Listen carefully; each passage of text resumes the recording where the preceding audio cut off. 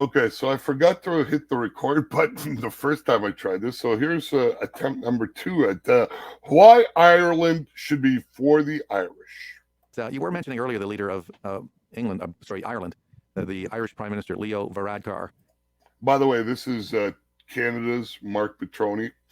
He has a radio show here in Mississauga, Toronto, and he was a conservative, still is a conservative. And here are his podcast highlights. And his attitudes. This is a globalist traitor, a sellout to his own people. He's as bad as any Benedict Arnold you'll find. He's completely opened the borders to unconscionable numbers. You cannot allow this many outsiders into a country, especially people who are radically different in terms of their attitudes, without wrecking the country, which I believe this is a weaponized way of destabilizing the country and ultimately a form of control through a controlled demolition of the existing nation. That's what's going on, is the controlled demolition of Western democracies. Let's listen to this clown talk about the stabbing and the rioting that took place after that. The terrible events that occurred on Parnell Square on Thursday, I really would ask people to try and avoid connecting crime with migration. It's not right. Yes, of course, people who are migrants might commit crimes, just as people who aren't commit crimes. In a country of 5.3 million people, if you have hundreds of thousands of migrants, there are going to be a few of them who commit terrible crimes, just as there are people born and bred in Ireland who commit terrible crimes every day. Okay, did you get that? Did you get that? 3 small children are stabbed outside their school by an immigrant who was ordered deported 20 years ago from Algeria. And Leo Varadkar, an Indian guy. Well, there's your problem number one, Ireland. You elected an Indian guy to run a country of Irish people. So there's problem number one. You elected a foreigner to run your country and look out for your best interests. I mean, it's bad enough that there are Irish politicians who have no interest in the interests of Irish people, but you exacerbated the problem by electing an Irish guy. I guess there weren't enough Irish people to elect.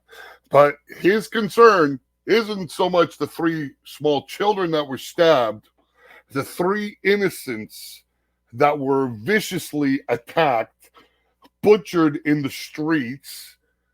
No, his concern is that people will think that immigrants are violent and commit crimes. And his logic is that, well, there are Irish people who commit crimes. Okay, well, fair enough. That's a fair point. But what do you intend to do with the Irish? Are you going to deport the Irish from Ireland so they won't commit crimes? The Algerian man who stabbed 3 children, you fucking psychopath, didn't belong in Ireland. He was ordered deported 20 years ago. And with the help of NGOs, he managed to game the system and stay in Ireland. And from what I understand, he stabbed those children because he was angry about his benefits package. So there's that. A man who shouldn't have been in the country in the first place committed a heinous crime. But you know what? That doesn't matter because the Irish commit crimes too. Like, what kind of a psychotic logic is that? Like, what, these people claim to be empathy. They're all about empathy and compassion for your fellow. Like, where's the compassion for these children? Their parents, their families. Where's the compassion for them? No, we only show the compassion for the benevolent migrant, right? And here's another problem I have with this whole situation, because I've been watching it unfold over the last couple of weeks. And I'm glad I didn't make this video earlier. Technical issues prevented me from doing so, but I'm glad I didn't, because as time unfolds, you get, these nuggets that come out into the collective stream of consciousness, and you hear the most insane shit. Here's our good friend Russell Brand. I have to say, as a person that was closely affiliated, albeit perhaps incorrectly, with his take on this.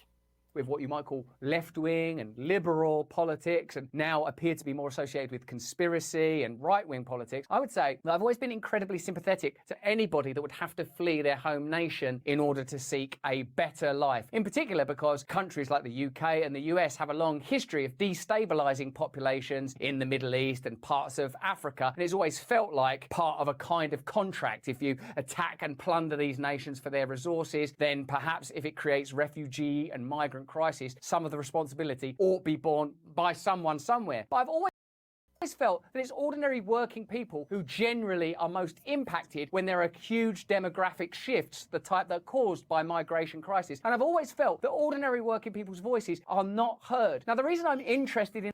All right, so Russell makes a couple of,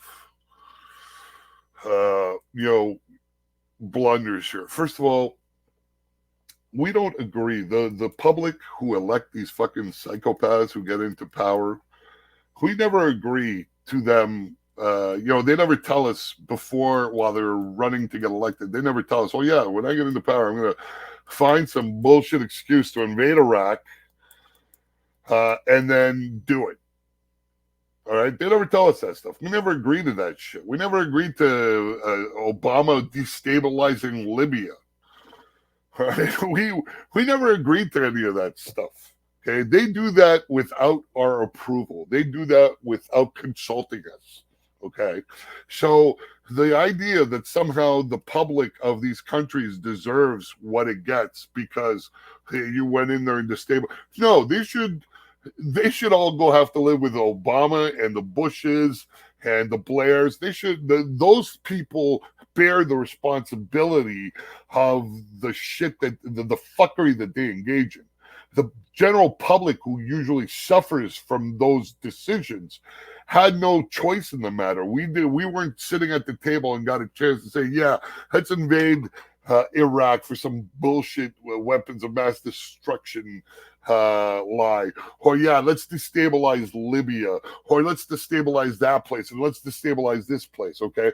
And that's number one. Number two, Afghanistan wasn't, they didn't go in there because Afghanistan has riches. Yeah, Afghanistan has riches and mineral wealth, but they went in there because the Taliban was giving aid and comfort to the Al-Qaeda network, which flew airplanes that incinerated 3,000 people, you fucking mamaluk. Did you forget what happened on 9/11? Like that was the justification for that. So it's not all based on, stealing the wealth of other countries and blah, blah, blah. It's like some of those were justified actions. Now let's continue on with Russell here. Ireland is because Ireland doesn't have a colonial past. Ireland is very distinctly and definitely not Britain. Ireland didn't go marauding around the world. Okay, so you're saying that Britain deserves the rape gangs it got because of colonialism's past? Are you suggesting that the hundreds of thousands of white, Indian, and Sikh girls who were raped by Pakistani Muslims deserve what they got because of Britain's colonial past? Are you a fucking psychopath? Are you in fucking shame to say something like that? Since when do people today deserve what happens to them, like violence that they're subjected to based on what happened decades ago or centuries ago? Are you an absolute insane person? Is there a kind of burgeoning anti-global era? One of the things I'd have to say for their resources, then perhaps people who generally have a colonial past. Ireland is very distinctly and definitely not Britain. Ireland didn't go marauding around the world, creating diamond mines and slave trading and tea companies and chaos and craziness and wars. Ireland have a very unique and particular history. So if the Irish people have an attitude... So your rationale is because there was slave trading in the past that, the current populations of those countries who engage in slave trading deserve violence thrust upon them? Is that what you're saying? Because if that's the case, there are, countries in North Africa that, you know, all these migrants should be shipped off to. I mean, some countries in North Africa still engage in the slave trade. I think Libya is one of those countries. We should just ship everybody there because of slavery, right? Like, what kind of a sociopath are you? An opinion, a sensibility around migration, immigration, a policy that they prefer or propose. I guess that's down to the Irish people, isn't it? And perhaps there could be, I don't know, votes, debates, discussions about whether or not migration is at a level that Irish people. Finally, something reasonable comes out of his mouth. Anyways, let's go over to Betty. You see, this is the problem. Like, this is this leftist idea that has slowly permeated everybody. Like, that somehow because of the deeds of the past, you deserve to have violence, rape, I mean, all sorts of heinous shit thrust upon current populations because of some shit that happened in the past. Like, by that logic, Mongolia should take in refugees because of what Genghis Khan did like hundreds of years ago. Like, it doesn't make any fucking sense. Like, you are not guilty of the sins of your father. You know, the crime is committed by one person. That person is responsible for it, not their children, not their children's children, not their great grandchildren. Like, it's like you can't blame one population. Like, and it's not just that, but like, okay, so if we're gonna use that calculus, right? If we're gonna say, okay, well, because you committed crimes in the past, therefore you must suffer now. You're the future generation suffer now. Well, what about all the good shit that was done? Like, I mean, what about all the beneficial things that were done by people in the past? Does that get added to the tally of the negative shit? And if the pluses outweigh the minuses, then does that, math kind of negate out all the heinous shit that was done in the past? Because I do believe that, white Europeans invented most of the beneficial shit in the world, like, antibiotics, hand washing, to prevent infections and the spread of germs during surgeries. I mean, you name a list of things that have benefited humanity, that have helped, the quality of life just skyrocket, that have brought people out of fucking poverty, that have improved the quality of life, and the vast majority of those inventions were created by white people. So do we add that to the list of the heinous shit we did in the past, and then come out to a sum and say, okay, well, it's a net positive, so therefore all that shit in the past has been negated? Like, what kind of fucking sociopathic thinking is this? Where you say, okay, well, your forebears did some shit in the past, so therefore you must suffer today. What kind of fucked up Catholic shit is that, man? Like, it boggles the mind how insane this rationale is. And it's not just fucking lefties like Russell, even though he's done a little bit of a course correction to the center in the last few years. He's still a leftist, but even conservatives are saying the same shit. Watch Benny Johnson over here. By the way, the Irish are the native people of Ireland. Just in case you're wondering, Ireland never had slaves. Ireland were the slaves. The people of Ireland were the slaves for the British. Ireland never had conquests.